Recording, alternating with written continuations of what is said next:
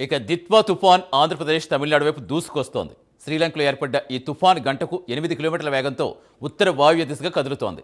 పుదుచ్చేరికి 300 కిలోమీటర్లు, చెన్నైకి దక్షిణానికి 400 కిలోమీటర్ల దూరంలో ఉంది. రాగల 24 గంటల్లో దక్షిణ కోస్తా, నెల్లూరు, చిత్తూరు, కడప జిల్లాల్లో తుఫాన్ ప్రభావం పడనుంది. ఇక శనివారం మధ్యాహ్నం నుంచి కోస్తాంధ్ర తీరం వెంబడి గంటకు 50 కిలోమీటర్ల వేగంతో గాలులు వీచే అవకాశం ఉంది. పూర్తి సమాచారం ఇచ్చేందుకు ఫీల్డ్లో మా కరెస్పాండెంట్ రవికృష్ణ జానుతున్నారు. రవికృష్ణ, వరుసగా ఏపీని తుఫాన్లు ఎలా కలవరపెడుతున్నాయో చూస్తూనే వస్తున్నాం. ఇప్పుడు తాజాగా ద్విత్వా తోటి ఏ ప్రాంతాలకు ఎక్కువ ఎఫెక్ట్ ఉంటుంది, ఎలా అప్రమత్తం అవుతోంది అక్కడ యంత్రాంగం, వాతావరణ శాఖ ఎలాంటి అలర్ట్స్ ఇస్తోంది?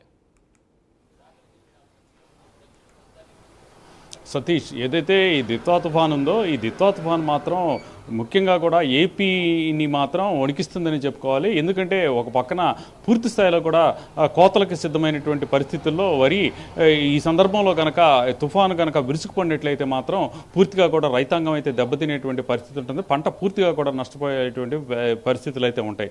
ముఖ్యంగా 4 రోజుల క్రితం అయితే ఈ నైరుతి బంగాళాఖాతంలో శ్రీలంక తీరంలో ఈ దిత్వా తుఫాను ఏర్పడింది. తీవ్ర తుఫానుగా మారినటువంటి నేపథ్యం తర్వాత ఆ శ్రీలంక తీర ప్రాంతంలో అయితే మాత్రం ముఖ్యంగా కూడా జాఫ్నా, పల్లెకా ప్రాంతాల్లో అయితే మాత్రం అక్కడ పూర్తిగా కూడా దెబ్బతిన్నటువంటి పరిస్థితి. మొత్తానికి 160 మంది దాకా మృతి చెందినట్లుగా కూడా మనకి తెలుస్తూ ఉంది. ఆ తర్వాత ఇప్పుడైతే మాత్రం గంటకి 8 కిలోమీటర్ల వేగంతో ఈ తమిళనాడు అదేవిధంగా కూడా ఆంధ్ర వైపు వస్తున్నట్లుగా కూడా మనకి వెదర్ ఫోర్కాస్టింగ్ తెలుపుతున్నటువంటి ఈ సమాచారం అయితే ఉంది. ఈ నేపథ్యంలోనే ఈరోజు నైట్కి కానీ ఈరోజు నైట్కి అయితే మాత్రం ఇక్కడ తమిళనాడులో ఉన్నటువంటి కరైకాలు, పాండుచేరి, ఇక మెడ్రాస్ని టచ్ చేసుకుంటూ చెన్నైని టచ్ చేసుకుంటూ వస్తుంది. ఆ తర్వాత ఈరోజు అర్ధరాత్రి కానీ లేకపోతే ఈ రేపు ఉదయం కానీ ఏపీకి అయితే ఎంటర్ అవుతుంది. ఏపీకి ఎంటర్ అయిన తర్వాత మాత్రం ముఖ్యంగా కూడా ఎఫెక్టెడ్ ఏరియాస్ వచ్చేసి చిత్తూరు, అదేవిధంగా కూడా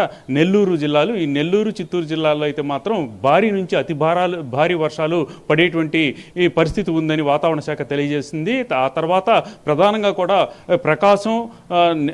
ప్రకాశం అలాగే ఇక వచ్చేసి బాపట్ల జిల్లా, ముఖ్యంగా కడప ప్రాంతంలో మాత్రం భారీ వర్షాలు అయితే పడేటువంటి పరిస్థితులు అయితే ఉంటాయి. ప్రధానంగా కూడా ఈ తుఫాను వచ్చేటువంటి పరిస్థితుల నేపథ్యంలో నిన్నటి నుంచి కూడా రాష్ట్ర ప్రభుత్వం అయితే అప్రమత్తమైంది. ముఖ్యంగా కూడా హోమ్ మినిస్టర్ అయితే మాత్రం నిన్న ఈరోజు రెండు సార్లుగా కూడా కన్సర్న్ ఎవరైతే ఈ కలెక్టరు, ఎస్పీ ఉన్నారో వాళ్ళతో అయితే మాత్రం వీడియో కాన్ఫరెన్స్ కూడా నిర్వహించారు. ప్రధానంగా కూడా సముద్రం నుంచి తుఫాను తీరాన్ని దాటేటువంటి సందర్భంలో పెద్ద ఎత్తున కూడా అక్కడైతే మాత్రం విధ్వంసం సృష్టించేటువంటి పరిస్థితులు ఉన్నటువంటి నేపథ్యంలో వాటన్నిటిని తట్టుకునే వీలుగా కూడా ఆ యంత్రాంగం అప్రమత్తం కావాలని ఆదేశించినటువంటి పరిస్థితి. అలాగే ముఖ్యంగా నెల్లూరు అదేవిధంగా కూడా చిత్తూరు ప్రాంతానికి సంబంధించి తీర ప్రాంతాలు ఏవైతే ఉన్నాయో ఆ తీర ప్రాంతాల్లో అయితే మాత్రం అక్కడ లోతట్టు ప్రాంతాల్లో ఉన్న ప్రజలందరినీ కూడా ఖాళీ చేస్తున్నటువంటి పరిస్థితి అయితే కనపడుతుంది. ప్రధానంగా ప్రతి మండల కేంద్రంలో కూడా దీనికి సంబంధించి తుఫాన్ షెల్టర్లను ఏర్పాటు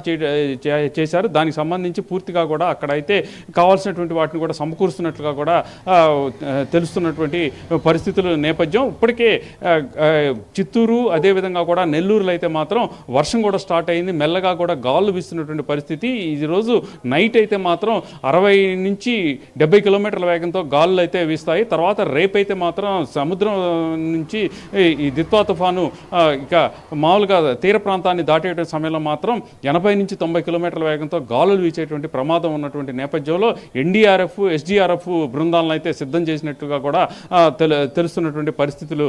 ప్రధానంగా కూడా ఇక్కడ ఏదైతే రైతాంగం ఉందో రైతాంగం చాలా అప్రమత్తంగా ఉండాల్సిన అవసరం ఎంతైనా ఉంది. ఎందుకంటే కోతకు వచ్చినటువంటి పంటలు ఏవైతే ఉన్నాయో ఆ పంటలన్నీ కూడా ఇప్పుడు ప్రజెంట్ కోసిన దెబ్బతింటాయి. అదేవిధంగా కూడా అక్కడ వర్షం కనుక తీవ్రంగా వర్షం గాలి వీచినా కూడా దెబ్బతినేటువంటి పరిస్థితులు అయితే ఉన్నాయి. ఇక పోర్టుకి సంబంధించి మాత్రం అన్ని పోర్టులో 3వ నెంబర్ ప్రమాద హెచ్చరికలను అయితే ఎగురవేశారు. మత్స్యకారులు ఎవరిని కూడా 3 రోజుల నుంచి కూడా వాళ్ళని వేటకు వెళ్ళొద్దని వాతావరణ శాఖ చెప్పినటువంటి పరిస్థితులు అయితే ఉన్నాయి. ఇక ప్రధానంగా కూడా ఈ మత్స్యకారులు ఎవరైతే ఉన్నారో లోపల సముద్రంలో చిక్కుకున్నటువంటి మత్స్యకారులు ఎవరైతే ఉన్నారో వాళ్ళని కూడా వెంటనే ఇక తీరం వైపు రావాల్సిందిగా కూడా ఇక నేవీకి సంబంధించిన అధికారులు కూడా ఆదేశాలు ఇచ్చినటువంటి నేపథ్యం అయితే ప్రస్తుతం కనపడుతుంది. ప్రధానంగా ఈ ఏదైతే ఈ తుఫాన్ ఉందో ఈ దిత్వా తుఫాన్ని ఈ అన్ని విధాలుగా కూడా తట్టుకునేందుకు మాత్రం రాష్ట్ర ప్రభుత్వం అయితే అనేక చర్యలు అయితే తీసుకుంది. ఈ వర్షం అయితే మాత్రం స్టార్ట్ అయిన దగ్గర నుంచి 4 నుంచి 5 రోజుల పాటు ఈ తీర ప్రాంతాల్లో మాత్రం పడేటువంటి అవకాశం ఉందని వాతావరణ శాఖ అయితే తెలిపినట్టు సమాచారం. Right thank you.